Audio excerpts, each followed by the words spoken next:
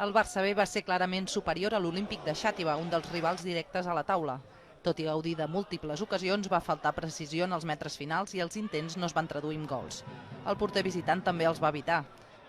En una de les poques jugades de perill de l'Olímpic va arribar l'únic gol del partit. Una centrada que refusa malament Gumbau i Rifaterra aprofita per marcar. Els blaugrana també van reclamar penal en aquesta acció sobre Aitor, que va veure la groga per simulació de la caiguda. El futbol és així, aquesta categoria té això, equips molt experts, equips amb experiència, que saben a què juguen i me'n vaig amb aquesta sensació, repeteixo, d'intentar continuar amb aquesta línia de bon joc, però alguna vegada per totes prefereixo algun dia potser jugar malament i acabar guanyant, no?